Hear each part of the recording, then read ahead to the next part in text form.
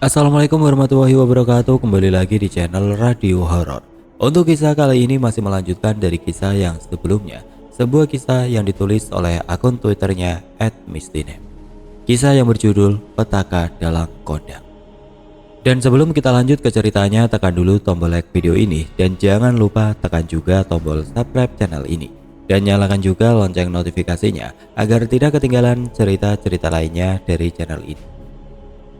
Buat teman-teman yang pengen membaca langsung ceritanya, nanti silahkan saja kunjungi linknya yang nanti akan saya sertakan di kolom deskripsi. Dan seperti apa untuk lanjutan dari kisah ini? Langsung saja kita masuk ke ceritanya.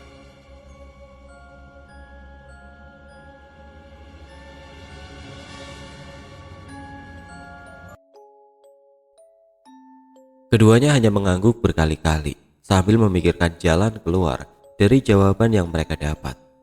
Informasi dari Santo cukup memudahkan mereka untuk selangkah lebih maju dari Jiwo sebelum semuanya terlambat. Lalu, apa Kiai Ragasura bernasib sama dengan Akang? Tanya Arya tiba-tiba memecah keheningan malam. Enggak, Kiai dibunuh oleh lelaki berbadan gagah yang membuat saya pingsan. Jawab Santo sambil mengerutkan dahinya, seraya mengingat kejadian yang menimpa dirinya. Ya sudah Kang, tidak banyak waktu yang kami punya, kami harus... Belum sempat Panji berpamitan dengan Santo, tapi tiba-tiba, tunggu, sahut Arya, memotong pembicaraan keduanya. Kang, anak lelaki yang saya titipkan. Tanyanya seketika dengan raut wajah yang begitu panik. Bagaimana tidak, jika sosok itu sudah membawa dana, dapat dipastikan ritual akan tetap berjalan. Kalian harus hati-hati. Anak lelaki yang kalian bawa itu hanya raga. Nyawanya sudah disimpan oleh Nyai. Nyai siapa? Nyi Gede Alas Mayit yang bersekutu dengan Jiwo. Baik Kang, kami paham. Maaf, tapi kami harus segera menyelesaikan ini. Setelah ini semua selesai, saya mampir lagi, ucap Panji sembari beranjak lalu membereskan barang bawaannya. Santo hanya tersenyum. Dia bersyukur bisa bertemu dengan kedua lelaki yang mau menolongnya dengan ikhlas. Iya, terima kasih sekali lagi ya Kang.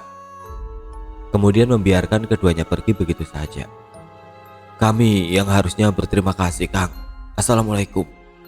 Mereka segera bergegas, kembali mencari jejak Kinanti dengan hanya berbekal informasi yang diterima dari Santo. Sedikit membuat beban mereka berkurang. Sekarang tugas mereka untuk mencari keberadaan Kinanti dan juga Jiwo. Pan, firasatku dia mengarah ke hutan gubuk tadi, tegas Arya, lalu berjalan tergesa-gesa mendahului Panji. Entahlah dia menyerahkan semua pada Arya sebab lelaki itu lebih paham daripada dirinya. Baik Ar, pimpin jalan. Suro, buka pintunya cepat, teriak sosok Nyi Gede Alas Mayit yang sedari tadi sudah merasuk ke dalam tubuh Kinanti. Ah, lama sekali. Pintu kayu gubuk itu ditendang kuat olehnya sambil menggendong Dana yang ada di pangkuannya. Kemudian dia segera masuk ke dalam gubuk yang gelap dan pengap. Di sana hanya ada dirinya dan dua lelaki yang entah akan jadi apa nantinya. Sementara Kisuro tengah sibuk mempersiapkan beberapa sesajen untuk persembahannya. Maaf Nyai, saya terlalu lama. Kisuro tiba menghampiri sosok tersebut sambil menundukkan kepala seraya memohon ampun kepadanya. Ah, sudah tidak penting. Cepat lakukan ritual itu agar kita bisa menyelesaikan Jiwo dan membuang tubuh anak ini. Kisuro tergesa-gesa mempersiapkan ritual persembahan yang akan dia berikan kepada sosok Wewe Gombel penunggu Alas Mayit. Beberapa sesajen dan juga kemenyan hitam sudah tertata rapi di atas nampan. Segeralah dia mengambil korek kayu lalu membakar kemenyan tersebut.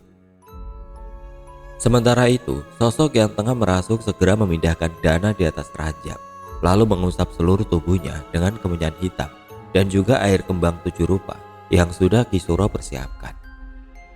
Kamu tahu kan, balasan yang akan aku bayar dari ini?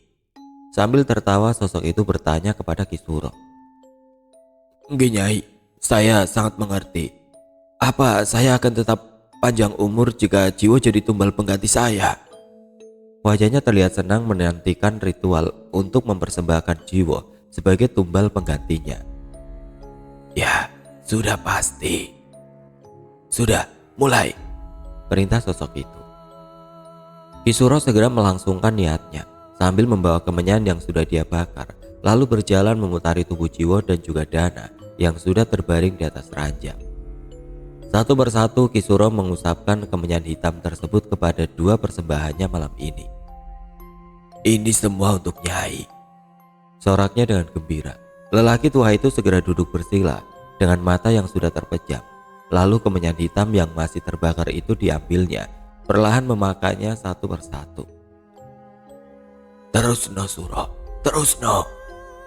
Sosok Wewe Gombel itu kegirangan melihat persembahannya malam itu tidak menjadi sia-sia. Sementara itu dari balik pintu gubuk tersebut sudah berdiri seorang wanita berparas cantik dengan kulit kuning langsatnya yang tampak bersinar terkena cahaya rembulan. Di lengannya terdapat gelang ukiran emas yang menghiasinya. Wanita itu tidak lain adalah Sukma. Bejat, kalau aku yang maju duluan sudah pasti kalah, tapi di mana Panji dan Arya? Bisiknya dalam hati. Dia memutuskan untuk berjalan menjauh dari gubuk tersebut dan memilih untuk bersembunyi di balik pepohonan yang terletak tidak jauh dari gubuk itu. Dari kejauhan dua orang lelaki rupanya melihat Sukma tengah bersembunyi di sana. Itu Sukma, pekik Arya sembari menepuk pundak Panji untuk memberitahunya. Mata Panji segera memastikan apa yang dikatakan Arya itu benar. Alhamdulillah dia selamat. Ayo Ar, cepat. Mereka berlari sekencang mungkin menghampiri Sukma yang sedari tadi terlihat fokus memandang gubuk yang berada tidak jauh dari tempat dia berdiri. Sukma, tegur Arya kepada Sukma. Suara yang sangat dikenalnya. Apakah itu Arya? Sukma sontak memalingkan wajahnya. Benar, itu Arya bersama Panji. Akhirnya ketemu. Sukma kegirangan sambil melambai berkali-kali kepada keduanya. Kalian kemana saja? Tanyanya kemudian sambil memasang wajah memelas. Tingkah Sukma seketika membuat pipi Panji memerah. Bagaimana tidak? Wanita itu terlihat lucu daripada saat dia marah. Kali ini dia tidak berbohong bahwa dia menyukai Sukma.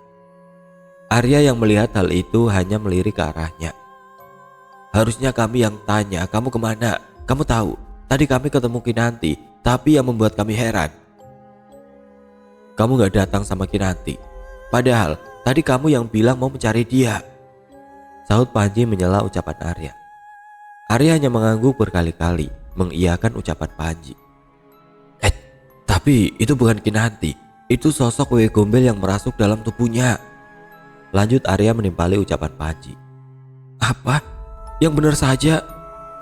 Tentu saja Sukma kaget setelah mendengar ucapan keduanya. Benar, kapan kami berbohong? Seketika raut wajah Sukma berubah. Dia yakin jika itu terjadi, pasti akan jadi musibah bagi Kinanti. Kalau benar, bisa bahaya buat dia, ucap Sukma sambil mengerutkan dahinya. Bahaya kenapa? Sudah pasti nyawa Kinanti gak akan selamat kalau sosok itu masih bersemayam di tubuh Kinan. Dia mulai khawatir setelah mengetahui sosok Wewe Gombel itu merasuk dalam tubuh Kinanti. Gak punya banyak waktu. Sekarang, di mana mereka? Situasi yang benar-benar gawat. Mereka tidak punya banyak waktu untuk terus. Sedangkan ritual itu pasti sudah berlangsung. Sukma langsung memalingkan wajah sambil menunjuk ke arah gubuk kayu yang berada di hadapannya. Keduanya pun langsung mengerti dengan isyaratnya. Tidak ingin semua sia-sia, mereka segera bergegas menyusun taktik untuk menggagalkan rencana Kisuro. Hanya bisa mengandalkan satu cara. Mereka mulai duduk bersila sambil membaca sebuah mantra. Panji memanggil Jagadya Reksa, ular raksasa penjaganya. Sedangkan Arya sudah mengubah dirinya menjadi sosok genderuwo besar dengan mata merahnya. Sementara Sukma, dia bertugas menyalurkan energinya untuk Panji dan Arya. Yang Agung Kidarsama, berkati kami, bisik Sukma dalam hati. Semua bangun, titah Arya memerintahkan Panji dan Sukma untuk membuka mata. Sekarang, mereka mulai berjalan dengan waspada, menyusuri jalan setapak yang sudah tampak jelas setelah dilalui berkali-kali oleh orang lain. Sambil terus membaca amalan, Panji sudah melihat Reksa hadir di balik pepohonan di hadapannya.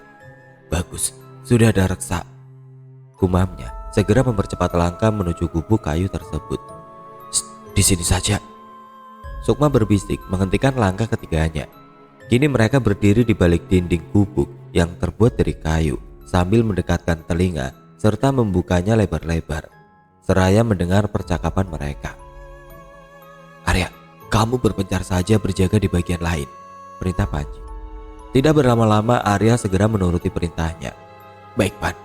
Dia mulai berjalan, lalu melompat dari satu pohon ke pohon lainnya, kemudian berdiam di atas batang pohon randu yang berukuran sangat besar. Sementara itu, Panji dan Sukma mulai fokus mendengarkan dengan seksama percakapan mereka yang ada di balik dinding kayu itu. Ya, mangkuk kaca itu terjatuh dari meja, membuat sosok yang ada di dalam tubuh Kinanti terkejut. Begitu juga Kisuro yang perlahan membuka mata dan tidak melanjutkan mantra yang diucapkan. Kenapa Nyai? Tanya Kisuro dengan wajah ketakutan karena melihat sosok itu melotot ke arah serpihan mangkuk yang sudah tidak berbentuk. Gawat, ada yang ingin menggagalkan rencana kita. Tapi Kisuro malah tampak kebingungan. Sejujurnya dia takut bahwa yang datang adalah titisan Prabu Sangkalangit yang terkenal kesaktiannya. Siapa Nyai? Titisan Prabu Sangkalangit ada di sini. Mendengar hal itu membuat Kisuro terbelalak. Jantungnya mulai berdegup kencang karena mengetahui titisan siapa orang yang telah hadir di sekitarnya. Dia mematung, sungguh akan jadi bahaya jika ritual itu berhasil digagalkan. Sambil terus mengingat apa yang akan terjadi padanya ketika bertemu dengan titisan Prabu Sangkalangit. Kisuro pun beranjak, hendak mengambil sesuatu yang berada di balik tubuh Jiwo. Ini Nyai, pusaka ini bisa lebih kuat energinya kalau ritual ini berhasil, ujarnya sambil memperlihatkan keris yang ia genggam dengan kuat. Ya, itu keris yang selama ini digunakan Jiwo untuk membunuh tumbalnya. Selesaikan saja ritual ini sekarang, lalu bunuh keduanya. Aku pun sudah tidak kuat berada di tubuh wanita ini, perintahnya Gede Alas Mayit. Dengan sigap Kisuro kembali duduk bersila, melangsungkan kembali ritual yang sempat berhenti. Sosok Wewe Gombel itu hanya tertawa menanti beberapa nyawa yang akan mati malam ini. Tinggal sedikit lagi, pekik lelaki tua itu sambil terus memercikan air garam ke seluruh tubuh Dana dan juga Jiwo. Inilah saatnya kedua nyawa itu akan direnggutnya malam itu juga. Tubuh keduanya berangsur pucat. Tidak lama setelahnya bergetar hebat, seakan sedang meregang nyawa di atas dipan kayu yang amat keras. Getaran tubuh mereka membuat dipan kayu itu mengeluarkan bunyi derit berkali-kali. Sementara itu sosok Wewe Gombel yang ada di tubuh Kinanti tidak henti tertawa melihat sebuah pesta persembahan yang ada di hadapannya, sambil terus mengelus rambut indahnya yang mulai kusut. 1, 2, dan tubuh wanita ini jadi 3. Akan ada 3 nyawa untukku. Sosoknya bersorak girang. Dia sungguh tidak sabar. Akan ada 3 nyawa yang diharap mati malam itu juga. Di sisi lain Panji dan Sukma sedari tadi masih berdiri di balik gubuk, hanya mematung sambil memikirkan cara untuk menyelamatkan nyawa Kinanti dan juga Dana. Apa yang harus kita lakukan, Pan? Kalau ritual itu selesai, nyawa Kinan juga gak akan selamat. Keluh Sukma sambil berjalan mondar-mandir di hadapan Panji. Di saat itu juga Panji seketika dibuat bingung oleh pikirannya sendiri. Namun lelaki itu tetap berusaha menenangkan perasaannya, lalu memegang tangan Sukma dengan tiba-tiba. Aku tahu, bakar tempat ini, celetuk Panji, memberikan ide kepada wanita itu. Tapi kalau ini dibakar, sudah pasti keduanya gak akan selamat, tegas Sukma sambil menggigit bibirnya sebab khawatir memikirkan keadaan Kinanti. Aku bisa menyelamatkan keduanya, percaya, aku bisa. Tapi berbeda dengan Panji, dia tetap kekeh dengan keinginannya sambil meyakinkan Sukma. Apa boleh buat, lakukan saja Pan, panggil Arya kemari. Tita Sukma menyetujui rencana Panji. Dari kejauhan Panji segera memberikan isyarat kepada Arya untuk mendekat ke arahnya. Dengan sigap lelaki itu langsung memahami isyarat Panji. Kemudian dia beranjak melompat dari satu pohon ke pohon yang lainnya untuk mendekat ke arah keduanya. Langkah kaki Arya menimbulkan suara semak bergesekan. Semakin dekat langkahnya, semakin terdengar suaranya, membuat Kinanti dan Kisuro sontak menghentikan ritualnya. Keduanya merasa mendengar langkah kaki semakin mendekat ke arah gubuk. Apa yang sebenarnya sedang terjadi? Lelaki tua itu seketika terdiam. "Nyai, gimana Nyai?" Kisuro berbisik sambil terus menggenggam mangkuk berisikan kemenyan hitam yang belum habis terbakar. "Ritual sudah selesai. Bunuh saja keduanya dengan keris itu," titah sosoknya dengan tatapan yang tajam serta senyum yang menyeringai. Gawat, sangat gawat. Jika sudah begitu pasti akan sesuatu yang buruk yang datang pada mereka. Tidak ada pilihan lain yang bisa Kisuro lakukan selain menuruti perintah dari Nyi Gede alas mayit. Sambil berjalan tergopoh-gopoh, dia mencabut keris itu dari penutupnya. Kemudian dengan sigap lelaki itu mengangkat kerisnya. Tapi ketika hendak menusukkan keris itu ke tubuh Jiwo, malah dirinya dibuat ragu dengan apa yang akan dilakukan. "Suro, sekarang!" tegas sosok itu. Dia sudah tidak tahan untuk menghabisi nyawa keduanya. Dengan tangan gemetar, Kisuro langsung menancapkan keris itu tepat pada perut Jiwo yang sudah terkapar tidak berdaya dengan wajah pucatnya. Entah mengapa dirinya jadi begitu takut melakukannya, tapi dia pun tidak ingin mati di tangan sosok itu juga. Erangan kencang keluar dari mulut Jiwo. Berhenti kalian semua!" Pintu kayu tersebut roboh setelah didobrak oleh Panji. Keduanya terperajat. Sosok yang ada dalam tubuh Kinanti menoleh ke arah lelaki berbadan gagah dengan kalung merah delima yang mengikat lehernya. Dengan tatapan marah dia berjalan mendekat sambil menjulurkan tangannya yang siap untuk mencekik Panji. Namun tidak semudah itu mengalahkannya. Panji lembu sekilan. Hanya dengan ilmu kanuraganya dia bisa membuat siapa saja habis saat itu juga. Lelaki itu tidak segan-segan, bahkan lebih buas ketika marah, lebih menakutkan daripada Arya. Sebab ilmu yang dimilikinya bukanlah hal yang bisa diremehkan. Dengan anugerahnya, kemampuan setinggi itu pun berhasil dikuasainya. Brak! Tameng gaib yang melindungi Panji mampu membuat sosok itu terlempar hingga menabrak sebuah tumpukan karung yang berada di sudut ruangan tersebut. Meski sepertinya itu tidak cukup kuat untuk melemahkan sosoknya. "Ternyata kamu titisan sangka langit," pekik sosok itu yang sudah berubah mengerikan. Wajahnya dipenuhi urat, matanya merah menyala. Dengan kuku-kuku panjang dan tajam, sosok itu menunjukkan siapa dirinya. "Suro, cepat pateni kabeh," lanjut sosok itu, memerintahkan Kisuro untuk melanjutkan tugasnya untuk menghabisi dua nyawa yang ada di hadapannya. Tidak semudah itu. Sosok genderuwo berbadan besar datang, segera membantu Panji yang sedang sibuk mengumpulkan energinya. Brak! Niat lelaki tua untuk melanjutkan tugasnya kalah cepat oleh Arya. Dia berhasil mendorong tubuh tua Kisuro dengan kuatnya. Kemudian segera menahan tubuhnya pada tembok kayu di sudut ruangan tersebut. Sepasang mata Kisuro membulat, melihat sosok genderuwo itu membuatnya langsung histeris ketakutan. Sambil berusaha melepaskan genggaman tangan Arya dari lehernya. Tidak ada pilihan lain, dia hanya meraung-raung memohon padanya. Ampun, ampun. Namun Arya malah tertawa bahagia. Tidak ada ampun untuk orang sepertimu, tegasnya. Dia sudah siaga untuk menghabisi nyawa seorang lelaki tua yang masih ada di hadapannya. Satu pukulan kuat berhasil mendarat pada pipi Kisuro, membuatnya langsung meringis kesakitan. Dengan darah segar yang perlahan keluar dari mulutnya semakin banyak, semakin membuat Arya senang. Hal itu menjadi kesempatan Arya untuk melampiaskan amarahnya yang sedari tadi dia tahan. Tanpa rasa ragu, pukulan kuat berkali-kali dia berikan kepada Kisuro. Meski lelaki tua itu mulai tampak kewalahan, tapi Arya tetap mendaratkan pukulannya hingga terkapar tidak berdaya. Sementara itu Panji berhasil mengikat tubuh Kinanti pada cagak yang sudah terikat rantai bekas santok. Sosok yang ada di dalam tubuh Kinanti semakin memberontak sambil mengancam Panji yang sedang sibuk membenarkan ikatan rantai pada tangan Kinanti. Lepaskan, kalau tidak tubuh wanita ini juga akan aku buat hancur. Sosok itu mulai mengancam, semakin memberontak sambil menendang-nendang tubuh Panji. Namun Panji tidak menghiraukan ucapannya. Kamu yang akan aku buat hancur. Lelaki itu benar-benar marah sambil membuka botol berisi air yang diberikan Pak Didodo, lalu memercikannya pada tubuh Kinanti. Bismillah. Wah, panas. Suara teriakan yang amat kencang dari sosok itu, Panji tetap tidak menghiraukannya. Kemudian dia berjalan mengelilingi tubuh Kinanti. Lelaki itu mulai membaca amalan untuk mengusir sosok tersebut dari tubuh gadis itu. Ajian ini akan sangat membantuku saat ini. Prabu, tolong izinkan aku untuk menggunakannya.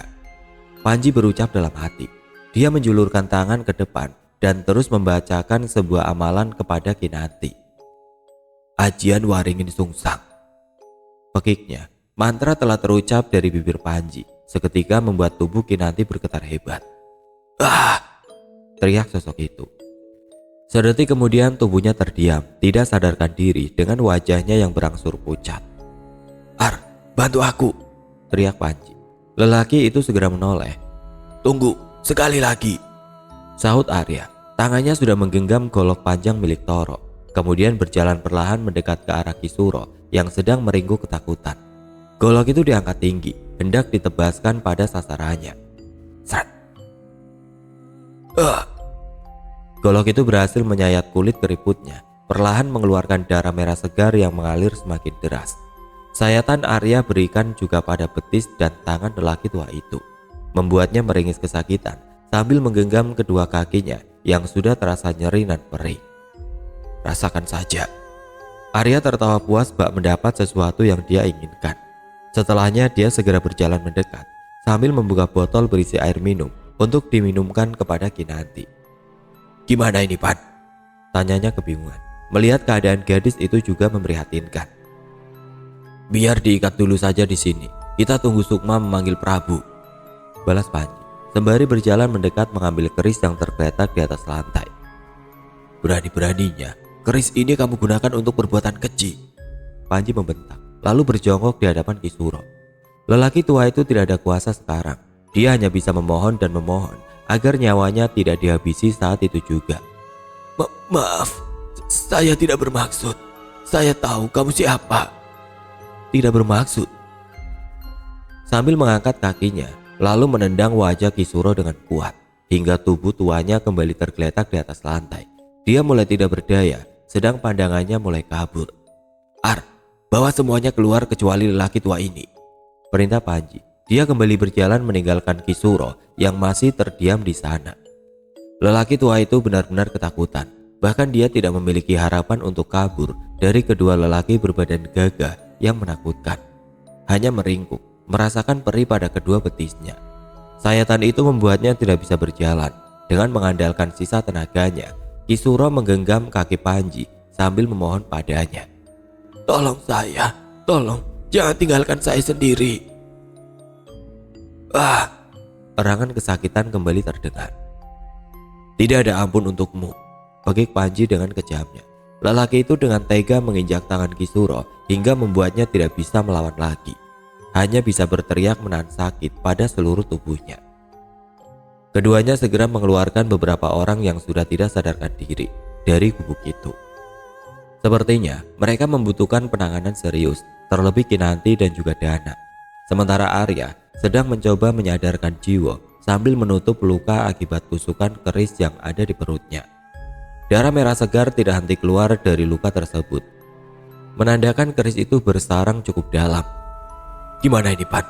Darahnya masih keluar banyak, tapi jantungnya masih berdegup. Arya begitu panik, takut dirinya tidak bisa menyelamatkan nyawa Jiwo. Panji tidak berpikir panjang. Lagi pula dalang itu sudah mendapat bayaran yang setimpal dari banyaknya tumbal yang sudah dia berikan. Biarkan saja Ar, urus ini dulu, titah Panji sambil merogoh kantong celananya untuk mengambil korek kayu. Srak! Korek kayu terbakar, lalu dilemparkannya tepat pada gubuk kayu itu. Perlahan api kecil melahap habis gubuk tersebut, bersamaan dengan Kisuro yang masih ada di dalamnya. Dari kejauhan, Sukma terlihat berjalan tergesa-gesa ke arah mereka. Namun yang menarik perhatian keduanya adalah ketika Sukma membawa seorang lelaki berbadan gagah berpakaian khas kerajaan, dengan gelang emas yang menempel pada kedua lengannya, serta rambut hitam legam yang terikat rapi tertutup oleh mahkota emas yang indah. Dia sangat rupawan.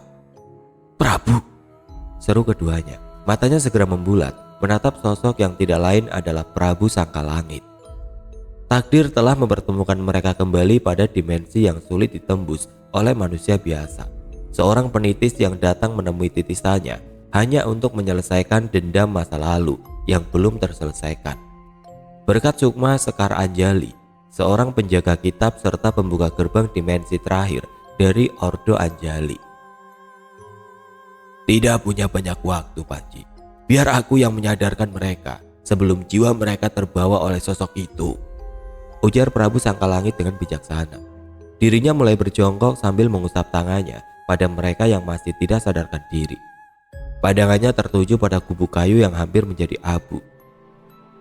Sudah menemui ajalnya, celetuknya sambil tersenyum kecil. Prabu, sekarang apa yang harus Panji lakukan? Panji mendekat, segera menatap erat seseorang yang ada di hadapannya. Lelaki itu segera berdiri, menampakkan tubuhnya yang tinggi serta otot-ototnya yang kekar.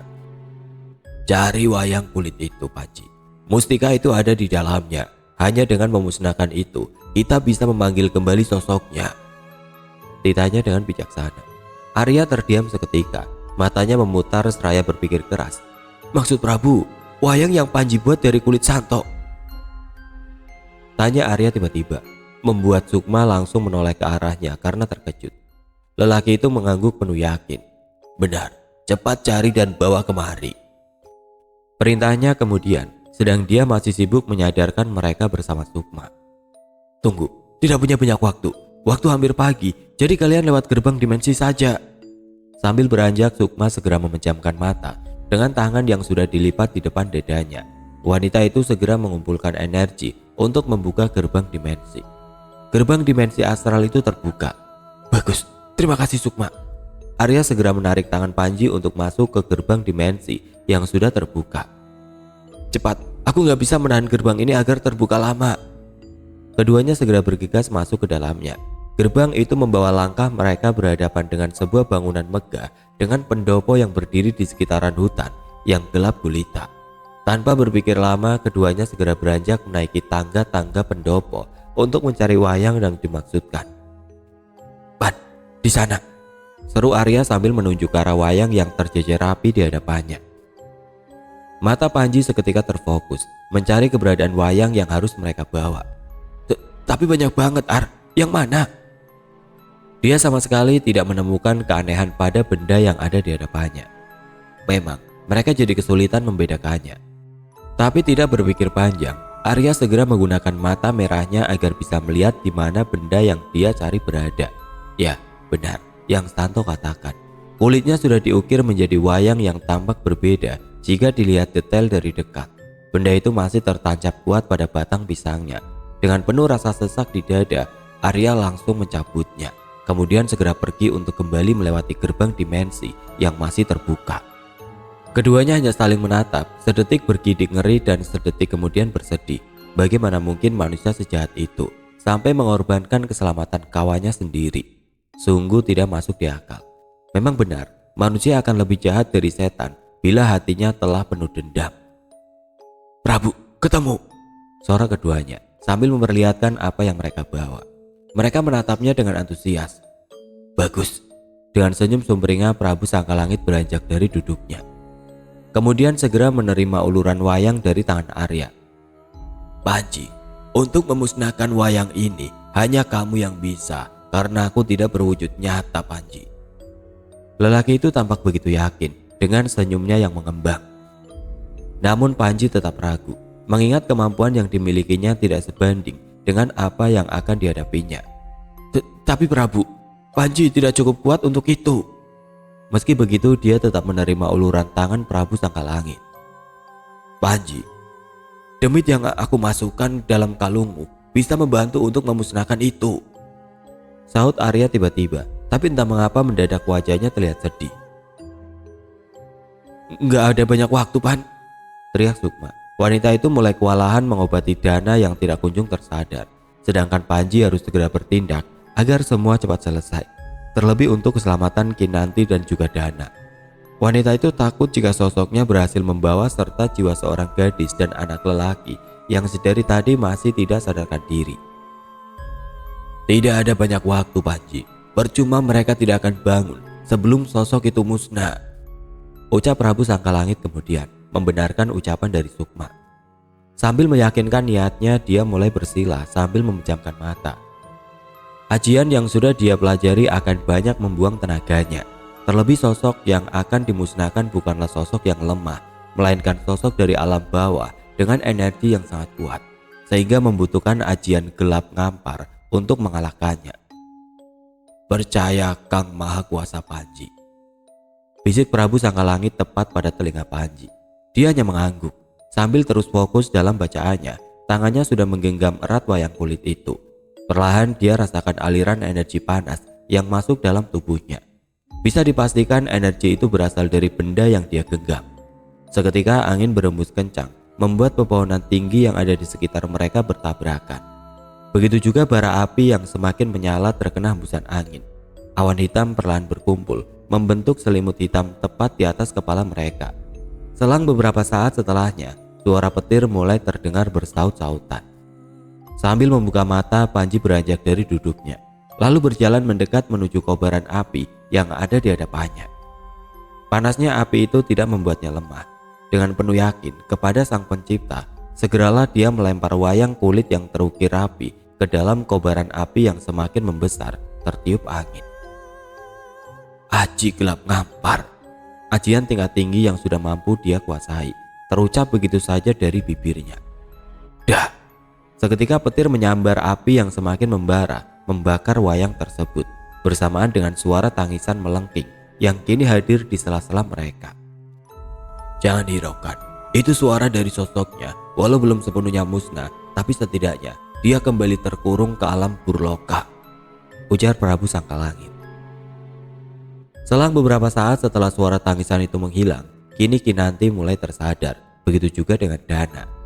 Di mana Bapak? Matanya mulai terbuka. Gadis itu langsung mencari keberadaan bapaknya sambil memaksakan dirinya untuk bangun meski masih terasa lemas. Sudah Kinan, kamu belum kuat untuk bangun. Sukma menahannya. Dia tahu bagaimana kondisi gadis itu, terlebih setelah tubuhnya berhasil dikuasai oleh sosok Wewe Gombel. Sedangkan seluruh energi yang sudah dikerahkan Prabu Sangkalangit tidak mampu membuat jiwa kembali.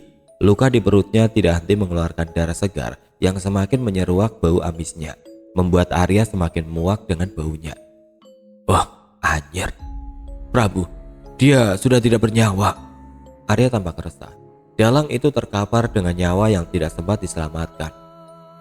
Dia sudah menemui ajalnya, Ar.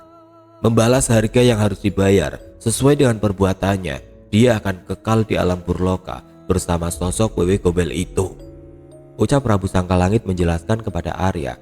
Sekali lagi, meski nyawa begitu berharga, namun hutang tetap dibayar dengan harga yang setimpal. Sambil beranjak lalu berjalan ke arah Panji yang masih berdiri memandang kobaran api yang belum padam.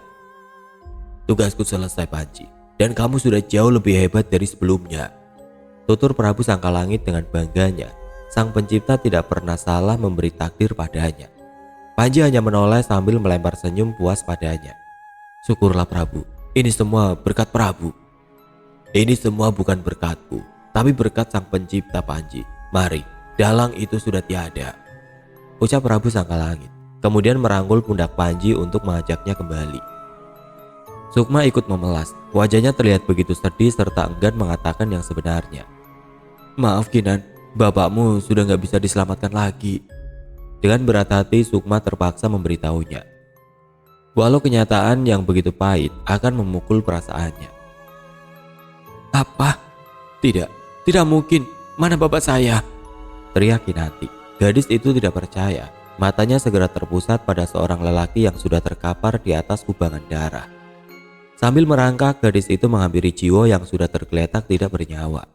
Melihat hal itu, Kinanti sontak menangis histeris sambil memeluk tubuh Jiwo yang sudah dingin. Nyawanya benar tidak bisa diselamatkan. Ajal telah menjemput membawanya masuk ke alam kekal untuk membalas perbuatannya. Bapak! Teriak Kinanti, tangisnya semakin pecah. Mereka tidak bisa berbuat apapun lagi, tugasnya sudah selesai dan sekarang hanya bisa berpasrah pada kehendak Sang Pencipta. Sudah Kinan, Masih ada kami, ada ibu, dan juga Simbah yang masih ada untuk Kinan, ucap Sukma sambil mengelus-ngelus pundak gadis itu. Biarkan dia menangis dulu. Setelah semua selesai, segeralah kembali ke desa Panji. Tugasku di sini sudah selesai. Prabu Sangkalangit mulai beranjak, lalu berjalan meninggalkan mereka. Semakin jauh langkahnya, tubuhnya bak ditelan cahaya, lalu menghilang begitu saja. Tanggung jawab mereka telah usai, menyisakan malam dengan kenampakan yang begitu menyayat hati. Kepergian jiwa menjadi hal paling menyedihkan dalam hidup Kinanti. Tapi di sisi lain, rasa puas hadir dalam diri Panji.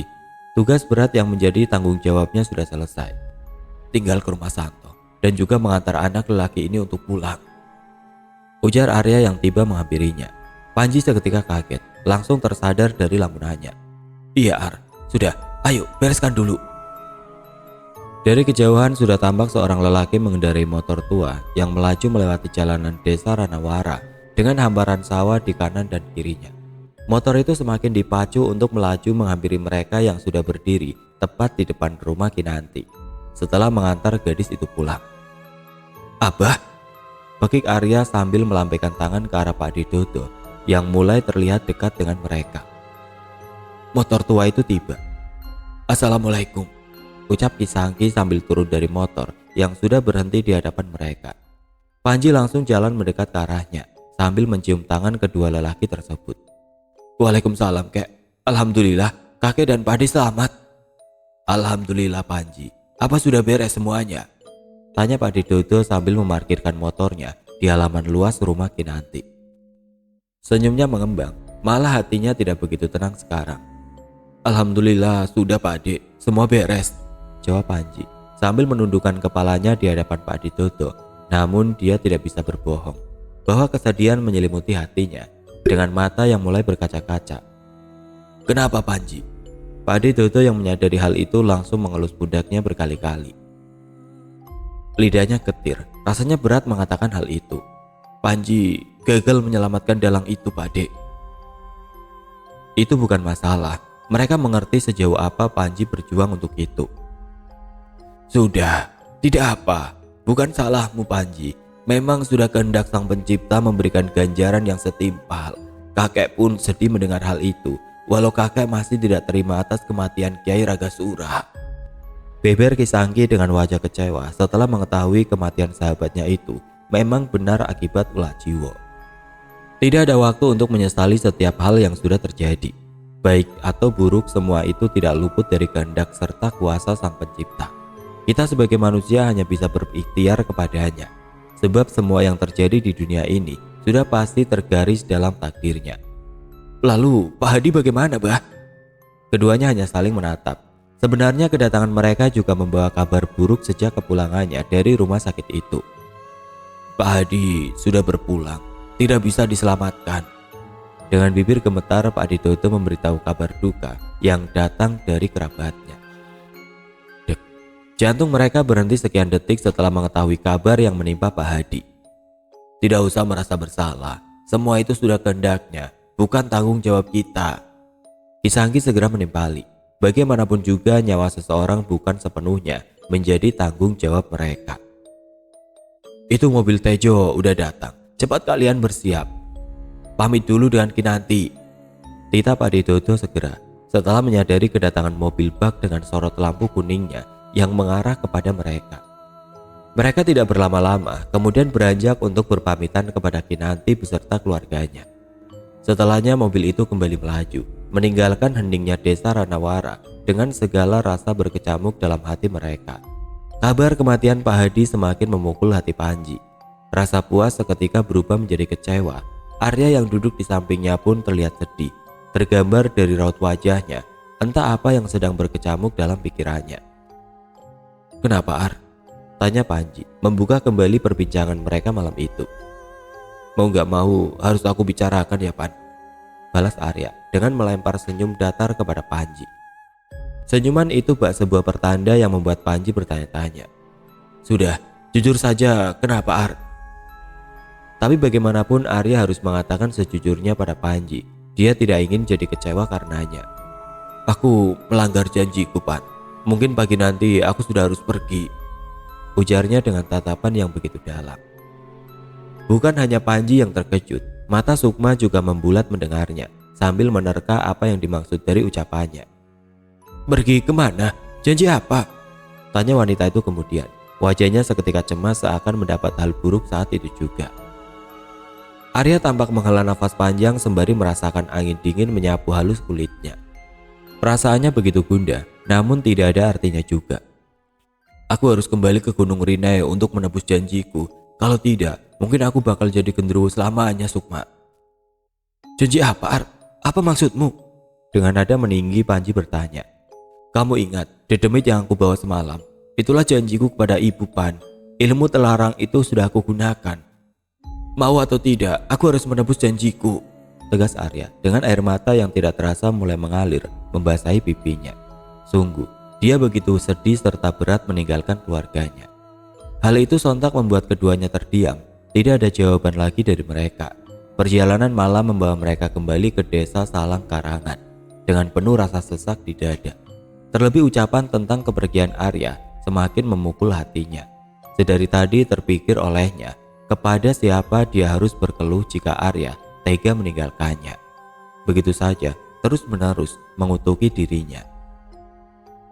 Manusia kehilangan memang sesuatu yang menyedihkan, namun tidak untuk dirasakan berlarut-larut. Sekuat apapun mencoba, kita sebagai manusia tidak bisa mengubah kehendak Sang Pencipta. Bukan jadi berpasrah, tapi berikhtiar serta ikhlas dalam menjalaninya. Percayalah bahwa Tuhan senantiasa memberi sesuatu yang lebih baik dari apa yang sedang kamu harapkan.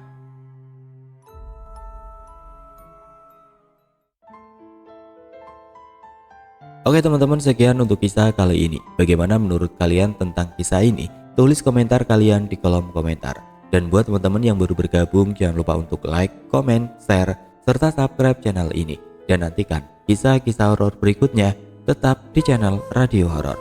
Wassalamualaikum warahmatullahi wabarakatuh.